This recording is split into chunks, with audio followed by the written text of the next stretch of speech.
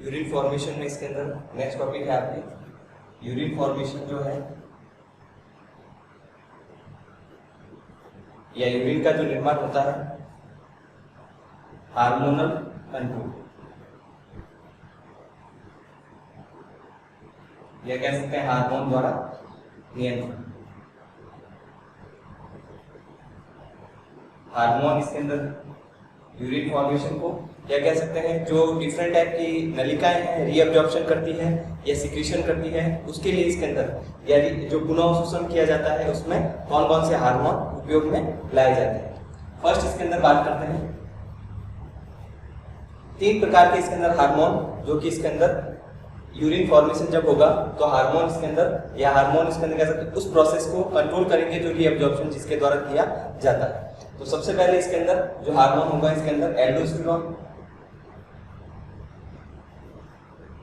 Second इसके अंदर होगा एडीएच या जिसे कहा जाता है एंटी डाई यूरेटिक हार्मोन।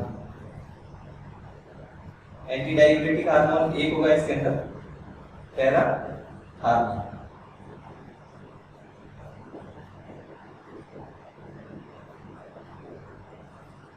अभी तीनों हार्मोन एक्टिवेट कैसे होते हैं? हर समय कह सकते हैं ये एक्टिवेट नहीं रहते। जब इसके अंदर कह सकते हैं कंसंट्रेशन या रीअब्जॉर्प्शन करना होगा उस समय इसके अंदर कह सकते हैं यह इसके अंदर किडनी के इसके अंदर टिब्यूल में इसका रीअब्जॉर्प्शन जब भी करना होगा ये हार्मोन एक्टिव होगा। सबसे पहले इसके अंदर बात करते हैं एल्डोस्टेरोन जैसे कैसे एक्टिवेट होता है। 3 हार्मोन के बारे में इसके अंदर बता रहे हैं आपको। तो सबसे पहले इसके अंदर जब ब्लड के बारे में आपको बताया था, ब्लड प्रेशर के बारे में, ब्लड प्रेशर डिपेंड करता है इसके अंदर ब्लड वॉल्यूम पर। तो जब इसके अंदर कह सकते हैं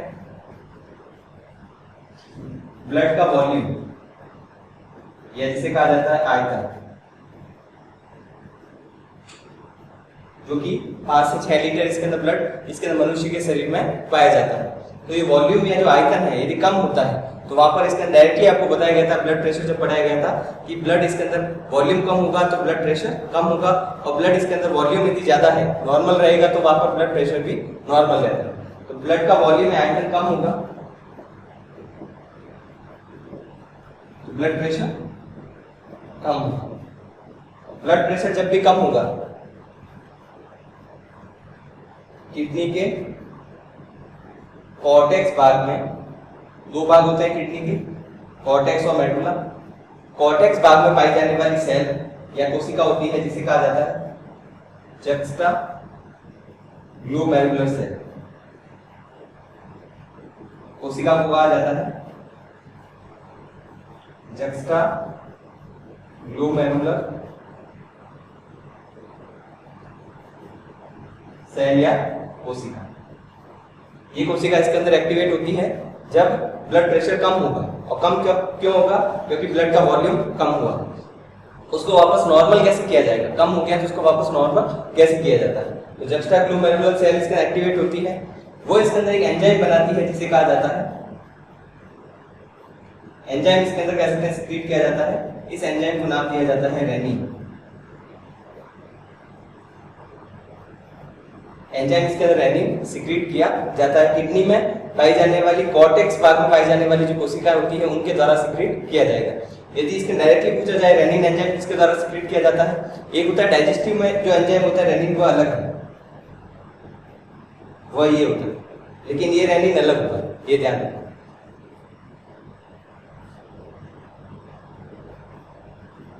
रेनिन जो एंजाइम इसके अंदर है, ऐसे पूछा जाए कि ऑर्गन किससे सिक्रीट किया जाएगा तो किडनी इसके अंदर उससे सिक्रीट किया जाएगा। और पूछा जाए कि इसके अंदर कौन सी सेल से, तो जक्स्टा ग्लोमेरुलर सेल से सिक्रीट किया जाता है। और ये रेनिन जो एंजाइम होता है वो कार्य करता है एंजियोटेंसिनोजन पर, जो कि एक प्रकार का प्रोटीन है। प्रोटीन या जिसे इसके अंदर कह सकते हैं प्रोटीन में भी ग्लोबुलिन, उस पर इसके अंदर कार्य करता है एंजाइम रेनिन। और एंजियोटेंसिनोजन कहाँ बनता है? ये आता है लीवर से।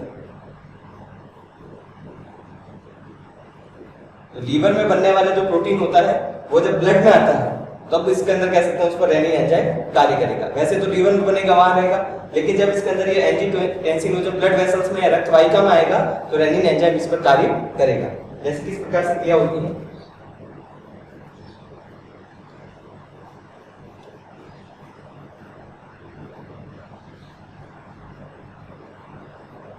एंजियोटेंसिन जो कि इसके अंदर ब्लड वेसल में आ गया है,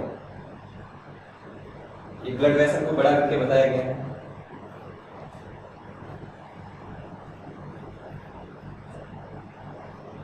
इस पर जब रेनिन एंजाइम कार्य करता है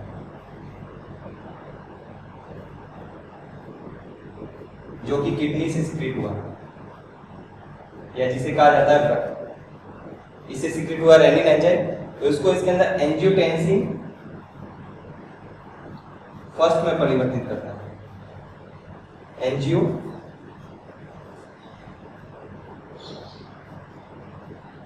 टेंसिन फर्स्ट,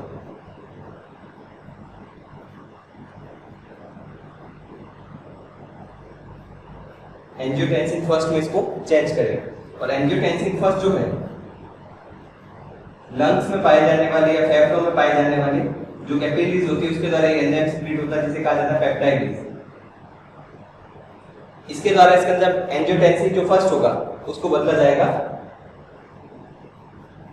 एंजियोटेंसिन सेकंड। तो इसमें किडनी के द्वारा जो एंजाइम सिक्रीट हो रहा है, लीवर में पाए जाने वाले जो प्रोटीन होता है जब वो ब्लड वेसल में आता है, ये होती है रक्त वाहिका।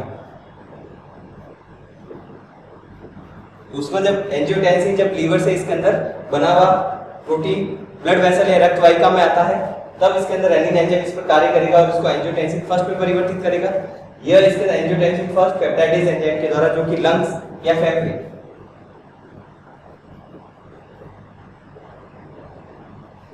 या फेफड़े में पाए जाने वाले जो इसके अंदर एंजाइम होता है उसके द्वारा ये एंजियोटेंसिन सेकंड में बदलता है। तो फर्स्ट कार्य तो ये करेगा कि जो आर्ट्रियोल है का कॉन्ट्रैक्शन करवाता है या जिसे कहा जाता है संकुचन कराता है, और आर्ट्रियोल का संकुचन होगा तो ब्लड प्रेशर बढ़ जाता है, ब्लड प्रेशर वापस इंक्रीज हो जाएगा। कैसे होगा?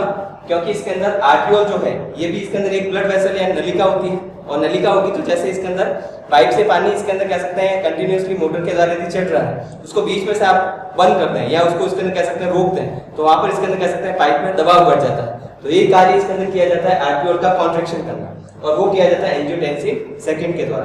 तो एक तो सबसे पहले तो ब्लड वॉल्यूम कम हो रहा है, तो ब्लड प्रेशर जब कम होता है ये रिएक्शन चलती है और वापस इसके अंदर आर्ट्रियोल का संकुचन करके रक्तदाब को जो कम हुआ है उसको नॉर्मल या बढ़ाया जाता है। बढ़ाना मतलब इसके अंदर कह सकते हैं कम से ज्यादा किया है, ज्यादा करना, इसके कारण इसके अंदर वह ब्लड प्रेशर नॉर्मल हो जाएगा। दूसरा इसके अंदर कार्य किया जाता है एंजियोटेंसिन सेकंड के द्वारा एड्रिनल कॉर्टेक्स। एड्रिनल कॉर्टेक्स को इसके अंदर एक्टिवेट किया जाता है। एड्रिनल कॉर्टेक्स क्या है? ये एड्रिनल ग्रंथि जैसे थायराइड ग्रंथि होती है, प्यूस ग्रंथि है, पैराथायराइड ग्रंथि होती है, ये अंतस्रावी ग्रंथियां होती है जो कि हार्मोन सिक्रीट करती है। तो इसमें जब इसके अंदर एंजियोटेंसिन सेकंड बनता है तो ये इसके एड्रिनल कॉर्टेक्स को एक्टिवेट करेगा। एड्रिनल ग्रंथि जो कि किडनी पर पाई जाती है, जैसे आपको बताया गया था पिछली क्लासेस में कि एड्रिनल ग्रंथि जो कि किडनी पर पाई जाती है अंतस्रावी ग्रंथि होती है, हार्मोन सिक्रीट करती है जो कि ब्लड से एक स्थान से दूसरे स्थान पर जाएंगे। तो जब एंजियोटेंसिन सेकंड बनेगा तो एड्रिनल कॉर्टेक्स से इसके अंदर यहाँ पर सिक्रीट किया जाता है, एड्रिनल कॉर्टेक्स एक्टिवेट होगा और ये इसके अंदर एक एंजाइम बनाता है जिसको कहा जाता है एल्डोस्टेरोन। एल्डोस्टेरोन एंजाइम इसके अंदर सिक्रीट किया जाता है एड्रिनल कॉर्टेक्स के द्वारा जो कि एक प्रकार की अंतस्रावी ग्रंथि होती है। इसमें भी कॉर्टेक्स और मेडुला दो भाग होते हैं एड्रिनल ग्रंथि में भी। तो कॉर्टेक्स भाग के द्वारा सिक्रीट किया जाता है एल्डोस्टेरोन जो कि एक हार्मोन है जो क्या कार्य करता है? जल और सोडियम क्लोराइड का रीएब्जॉर्प्शन।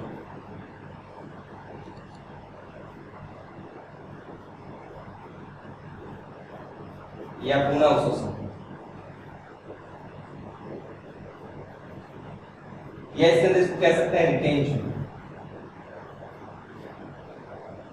रिटेंशन का अर्थ है इसके अंदर सोडियम क्लोराइड और जल को बाहर नहीं जाने देना, ज्यादा से ज्यादा रिटेन करना, अंदर रखना, या उसका पुनः अवशोषण करना। पुनः अवशोषण होगा तो भी ब्लड वेसल में जाएगा, तो इसके अंदर जल और सोडियम क्लोराइड को इसके अंदर ज्यादा से ज्यादा रीएब्जॉर्प्शन करना, और इसके अंदर कह सकते हैं वो वापस कहा जाएगा, रीएब्जॉर्प्शन होता है तो कहा जाता है ब्लड कैपिलरी में।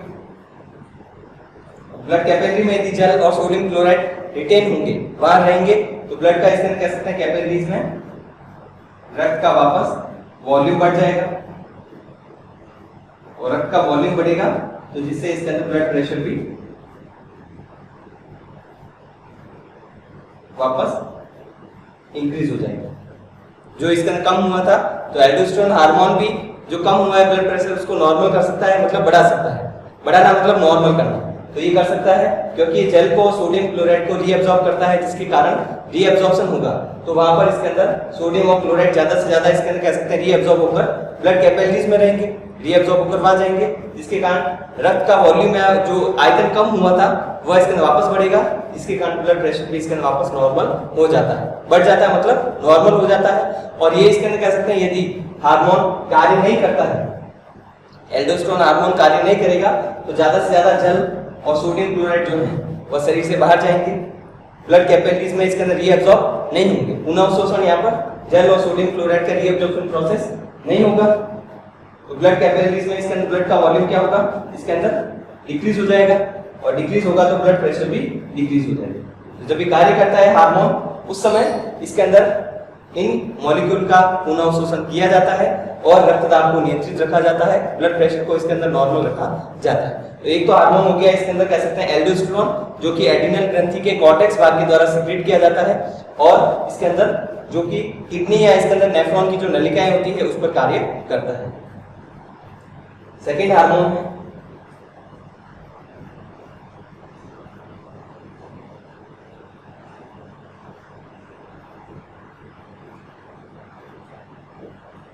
ADH या एंटी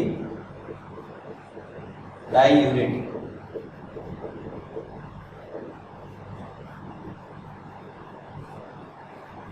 एंटी डाइयूरेटिक हार्मोन, इस हार्मोन का इसके अंदर क्या कार्य होता है, ADH या इसके अंदर एंटी डाइयूरेटिक हार्मोन। ये हार्मोन मुख्य रूप से कार्य करता है किडनी की जो ट्यूब्यूल होती है, नलिका है,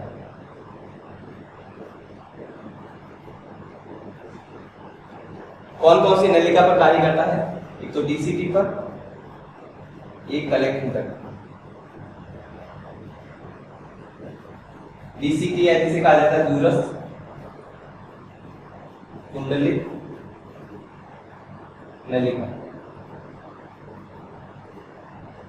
और जो कलेक्टिंग डक्ट है उसे कहा जाता है संग्राहक नलिका।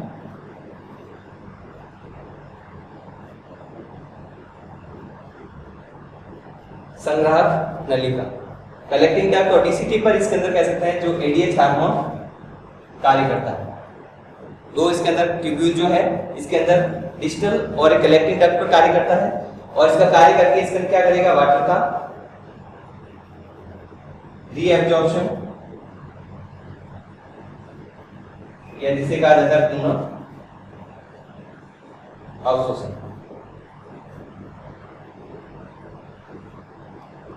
रीअब्जॉर्प्शन या पुनः अवशोषण करवाना, जिसके कारण इसके अंदर जल कहां से, इसका रीअब्जॉर्प्शन जब भी होगा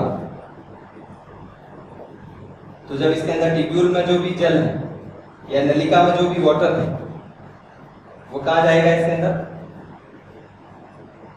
ब्लड वेसल या रक्त वाहिका में,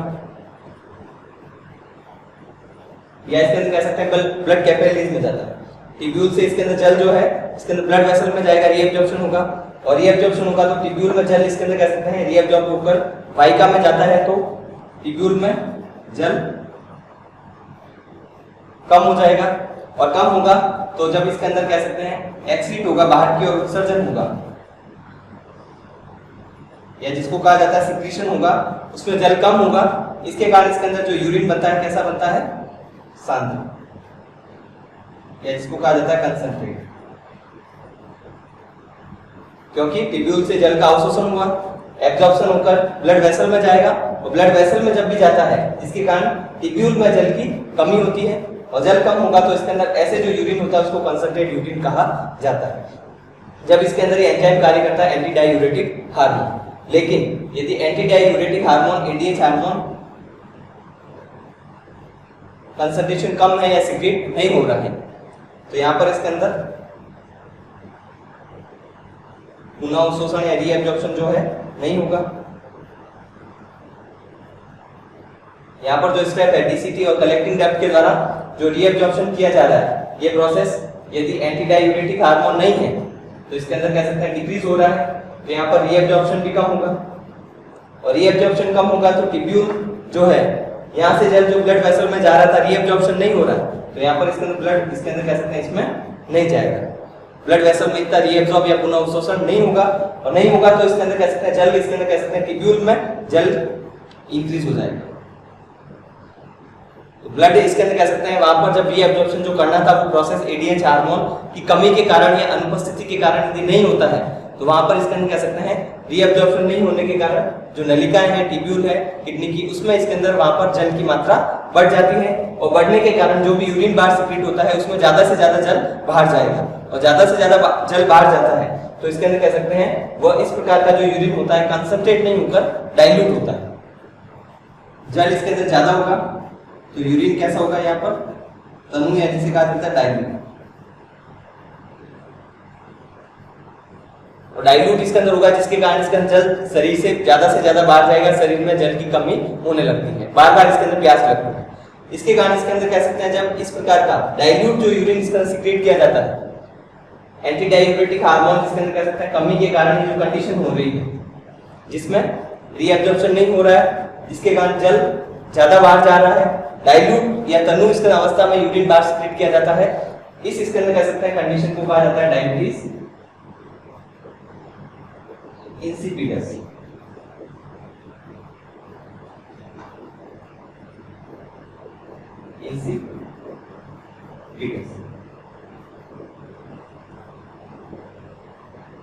कंपटीशन एग्जाम में बहुत ज्यादा बार इसके अंदर एक क्वेश्चन पूछा गया है डायबिटीज इंसिपिडस का। तो दो हार्मोन जो आपको महत्वपूर्ण बताए गए थे एल्डोस्टेरोन और एडीएच जो है एंटी डायूरेटिक। यूरेटिक का मतलब बार बार यूरिनेशन के लिए जाना और इसके अंदर कंसंट्रेट यूरिन होता है इसके अंदर उसमें ज्यादा से ज्यादा इसके अंदर कह सकते हैं कंसंट्रेट होगा, जल इसके अंदर कम होगा तो वहां पर इसके अंदर कह सकते हैं यूरिनेशन के लिए ज्यादा नहीं जाना पड़ता। लेकिन डाइल्यूट होगा ज्यादा पानी आ रहा है तो बार बार यूरिनेशन के लिए जाना पड़ता है, लेकिन इसको रोका जाता है। इसके कारण इस हार्मोन को कहा जाता है एंटी डायूरेटिक, एंटी यानी विपरीत, यूरेटिक मतलब यूरिनेशन के लिए जाना, तो उसको इसके अंदर रोका जाता है, इसके कारण इसको एंटी डायूरेटिक हार्मोन कहते हैं। लेकिन इसकी कमी होगी तो वहां पर डायबिटीज इंसिपिडस होगा जो कि इसके अंदर डाइल्यूट यूरिन को बाहर सीक्रेट करवाता है। जल का पुनः अवशोषण उस वासा रेक्टा में या पेरिटिकुलर कैपिलरीज में नहीं हो पाता है, जिसके कारण इसके अंदर कलेक्टिंग डक्ट से जो फिल्ट्रेट अप निकलेगा वह इसके अंदर ज्यादा से ज्यादा इसका जल युक्त होगा और इसके अंदर ऐसे इसके यूरिन को डाइल्यूट कहा जाता है और एक डिजीज जो होती है इसको उसको डायबिटीज इंसिपिडस कहा जाएगा।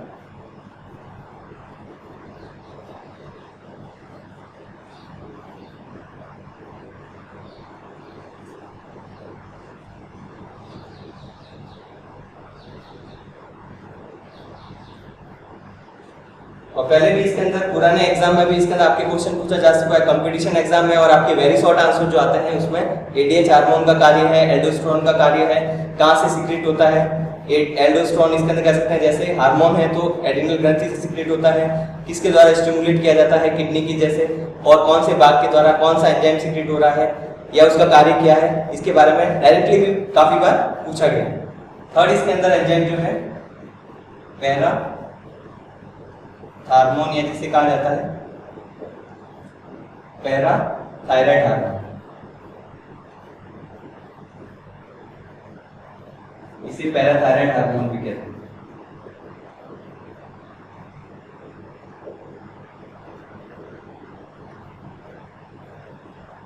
पैराथायराइड हार्मोन जो कि किडनी की जो ट्यूब्यूल होती है नलिका है,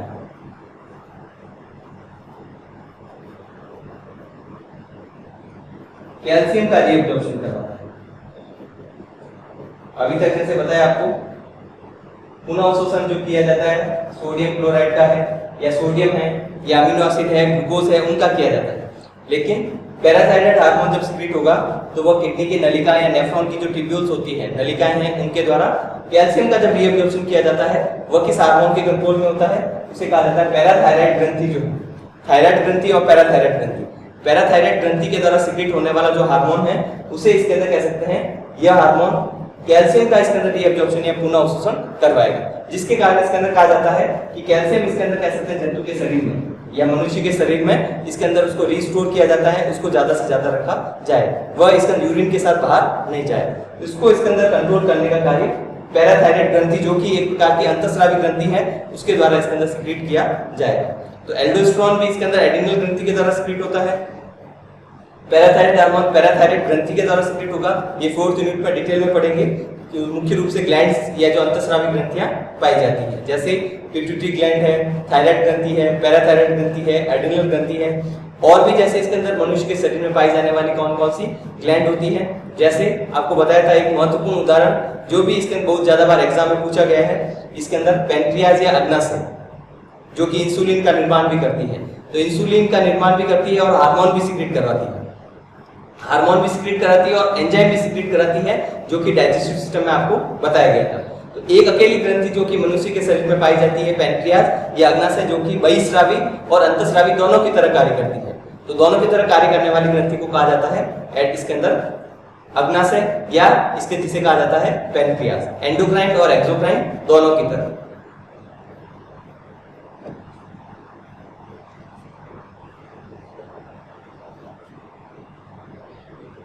यूनिट सेकंड में इसके अंदर लास्ट टॉपिक है आपके ऑर्निथी साइकिल, या जिसे कहा जाता है ऑर्निथी चक्र, ऑर्निथी साइकिल या ऑर्निथी चक्र। ये इसके अंदर साइकिल या चक्र होता है, या इसके अंदर ये चक्र क्रिया होती है। इसके द्वारा यूरिया का निर्माण किया जाता है।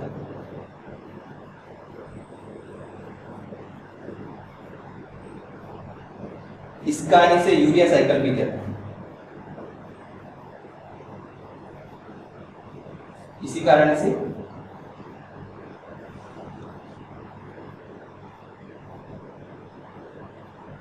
यूरिया साइकिल भी कहा जाता है, क्योंकि इसके द्वारा यूरिया का निर्माण होगा। और यूरिया की संरचना जैसे यदि बात करें तो NH2 CO NH2, ये यूरिया की संरचना है।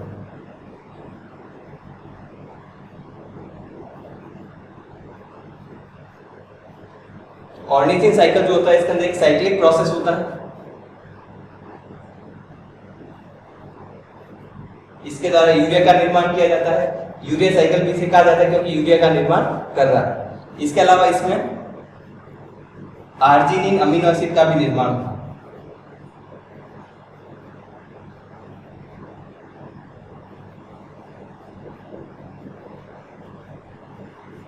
आर्जिनिन जो अमीनो एसिड है उसका निर्माण भी किया जाता है यूरिया साइकिल, या जिसे ऑर्निथिन साइकिल कहा जाता है उसके द्वारा। ऑर्निथिन साइकिल जो होती है इसके अंदर वह लीवर में पाई जाती है, यकृत या लीवर। ये साइकिल इसके अंदर दी गई थी 1932 में, वैज्ञानिक जो थे हेंस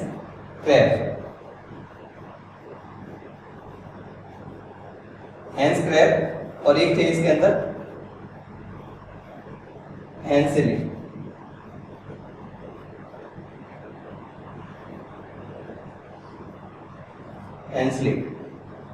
एक तो थे इसके अंदर हेंस क्रेब, जिन्होंने क्रेब साइकिल दिया था, या इसको सिट्रिक एसिड साइकिल कहा जाता है। उसके साथ साथ दूसरे थे हेंसलेट और इसके अंदर क्रेब जो है उन्होंने इसके अंदर कह सकते हैं ऑर्निथिन साइकिल दिया था, जिसे यूरिया साइकिल भी कहा जाता है।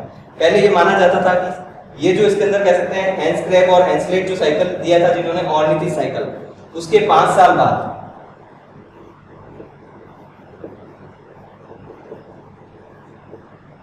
क्रेब साइकिल दिए गए, या जिसे सिट्रिक एसिड साइकिल भी कहा जाता है। तो उसके 5 साल बाद में इसके अंदर जो साइकिल दिया गया था उसको क्रेब साइकिल कहा जाता है। लेकिन 1932 में जो साइकिल दी गई थी ऑर्निथिन साइकिल, जो कि यूरिया का निर्माण करने के लिए रिस्पॉन्सिबल होती है, और ये लीवर में पाई जाती है। पहले ये माना जाता था कि इसके अंदर यूरिया में पाए जाने वाले जो दोनों नाइट्रोजन है अमोनिया से मिलते हैं, क्योंकि आपको बताया गया था फर्स्ट क्लास में जब एक्सट्रैक्शन स्टार्ट किया था कि प्रोटीन का जब डिग्रेडेशन होगा अमीनो एसिड जब टूटेंगे, प्रोटीन से जब अमीनो एसिड बनते हैं डाइजेशन के बाद में, और अमीनो एसिड से इसके अंदर कह सकते हैं उसको तोड़ा जाता है, तो अमोनिया को सबसे पहले रिलीज किया जाता है, और अमोनिया जल में विलय होती है और बहुत ज्यादा टॉक्सिक होती है। इस कारण इस टॉक्सिक इसके अंदर मटेरियल को दूसरे पदार्थ में बदला जाता है। तो अमोनिया को इसके अंदर यूरिया में बदला जाता है, इसके अंदर यूरिक एसिड या इसके अंदर कह सकते हैं ऑर्निथिन या यूरिया साइकिल के द्वारा। तो यहाँ पर अमोनिया यूज होगी और उसके द्वारा यूरिया का निर्माण होगा, क्योंकि अमोनिया जो है यूरिया या यूरिक एसिड की तुलना में 1 लाख गुना ज्यादा इसके अंदर टॉक्सिक होती है।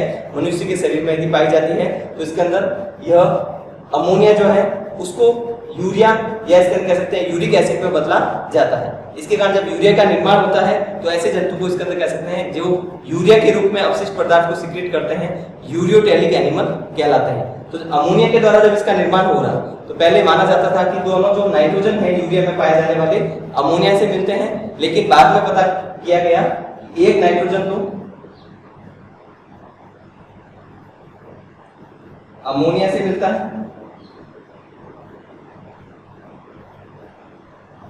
एक नाइट्रोजन तो इसमें किससे मिलता है अमोनिया से, और दूसरा नाइट्रोजन जो मिलता है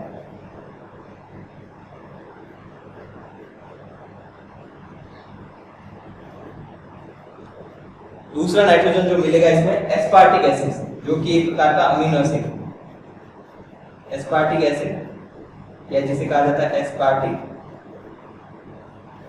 अम्ल।